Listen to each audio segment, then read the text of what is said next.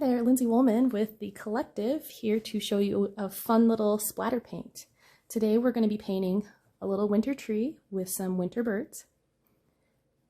Now before we get started, I did mention this is a splatter painting, so you should definitely lay down some plastic. You should definitely not work on top of carpet or anything that can absorb watercolor. Watercolor is water-based, it should be easy to clean up, but the best way to avoid a big cleanup is prevention. So put down some plastic. This is a plastic trash bag, so nothing fancy, just something you can clean up afterwards. All right, let's start with supplies. What you're gonna need for this project is your watercolors, a brush, some sort of writing utensil. A pen would work, a marker, anything. You're going to need a little paper towel. You're also going to need some water. You're going to need somewhere to mix your watercolor paints. I'm using a palette, and that's fancy. You don't have to use anything fancy. Something like a white dinner plate would work. Anything that doesn't absorb water. You're also going to need, for your stencil, you're going to need a piece of scrap paper, a pair of scissors.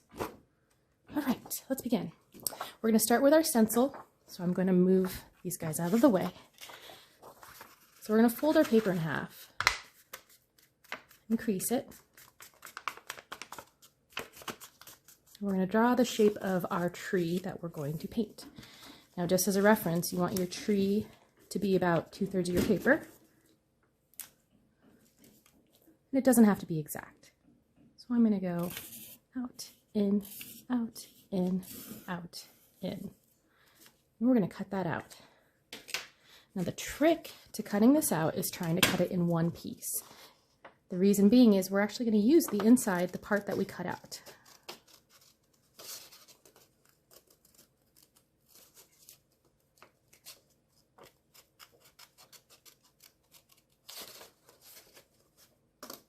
It doesn't have to be exact. You can make your tree any shape. I just wanted to do a pine tree. I like pine trees. There we go. That's our main stencil right there. And before we start painting, we're going to trim this guy down a little further. So what I want to do here is I'm going to cut a little bit under here. I'm going to cut that off. So we're actually going to do two stencils. So watch this, just cut them off again. One.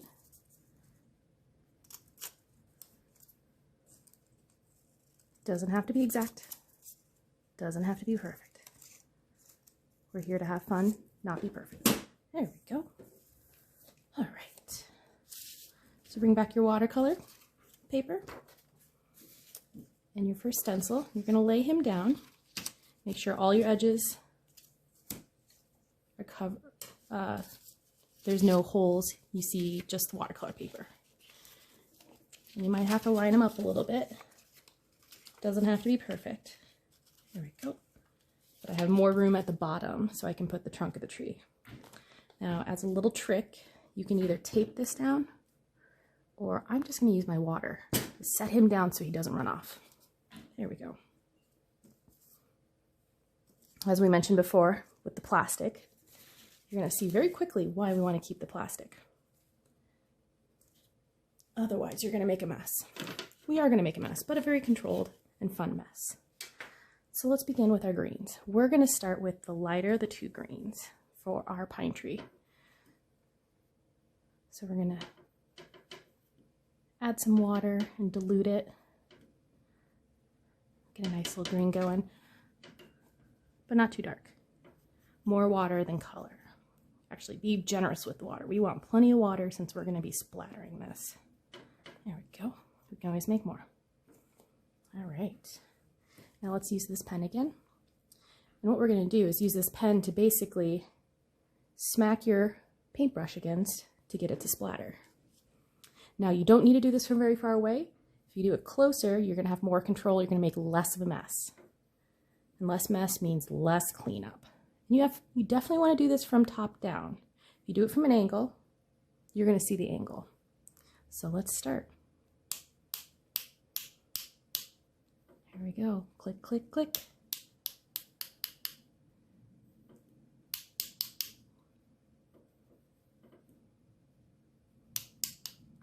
I'm going to do a lot.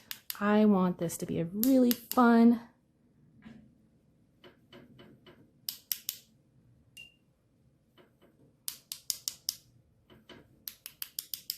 and you're going to notice there's spots where there's going to be more splatters than others.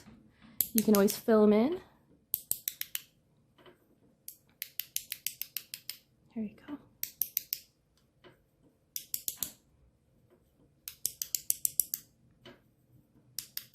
You can already tell I didn't make enough paint, but that's okay. You can always make more paint. Okay, some more water.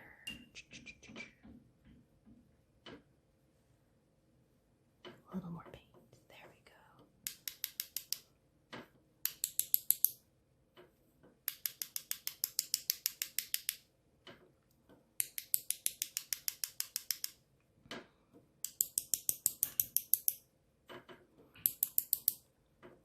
You see how you're getting different shapes and sizes of your splatters? Some of them are big, some of them are small, and that's okay. There's no right or wrong way to do this. Now our stencil is protecting the paper in the background. So we're only getting color where we want it. One thing I should warn you to do is do this quickly. I don't know if you can tell, but our stencil is starting to curl a little bit. I think that's enough for me. All right, we're not done. Don't pick up your stencil yet. Let's bring in our second stencil. Now what I'm doing is, the reason we cut out the bottom of these tree branches is we can splatter in darker paint to give the bottom of the branches a little depth, a little shadow. So we're going to take him and carefully set him on top of what we were just painting. Now the key is, once you set him down, don't move him. It'll smudge. Just leave it where it is if it's not perfect. There we go. He's a little off center. Like I said, I'm going to leave him there. It's going to be okay. But you see you've got 1, 2, 3, 4, 5 exposed spots now. And that's where we're going to do a little bit darker. So you're going to add a darker green. If you don't have a darker green, that's okay. You can use a little bit of blue. I'm going to show you real quick. A darker blue will make a darker green. Just a little bit though. And if it goes too dark, just add more water. There you go. Okay. We're going to do this even faster because these papers are going to curl. All right, so we're going to do the bottom and get close on this. Don't get too far away.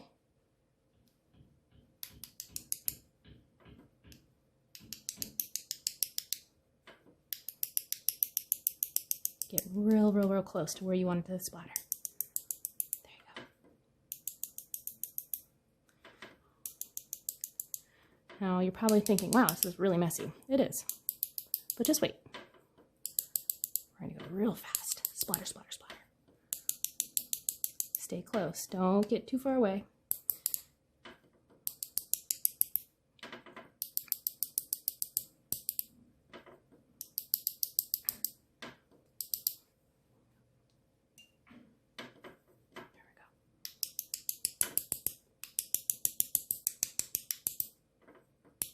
Aim your splatters. That's the other thing.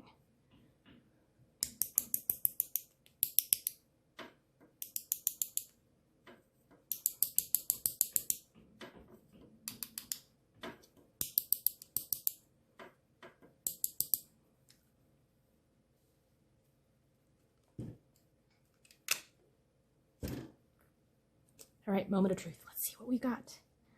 Take our first stencil straight off. We'll take our second stencil straight off.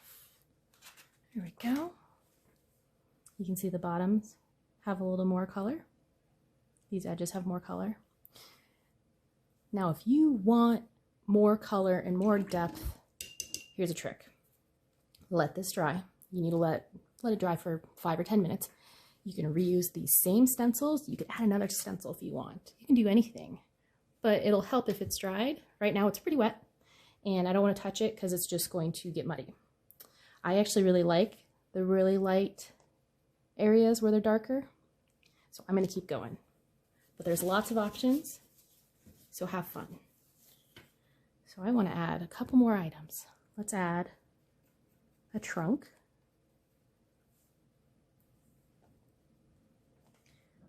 Right here. Real light. Another trick you can do, a little out in the bottom. After this dries, you can add little spots of the trunk popping out. You could even splatter it in and make another stencil. But I don't want to do too much right now. Kind of like just the one on the bottom. What I really want to do is I want to add some wildlife. Let's add something fun. In winter, if you have a bird feeder, the one thing that always shows up that's always surprising are the blue jays. So let's add a blue jay. How's that sound? Ooh, that is purple. We are not making a purple jay, we're making a blue jay. There we go.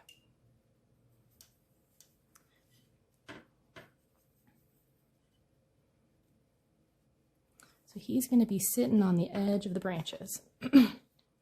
We're going to do this in 4 shapes. I'm going to start out with a circle for his body. There's a lot of liquid there, so don't do too much liquid. Less is more. You can always make him brighter later. Do another layer. We're going to do a circle for his head on top, and a little tail,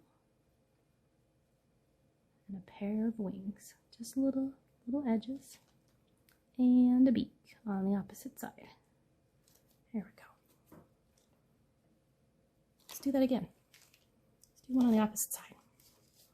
Now I'm going to rotate my paper just because I don't want to stick my hand in my work.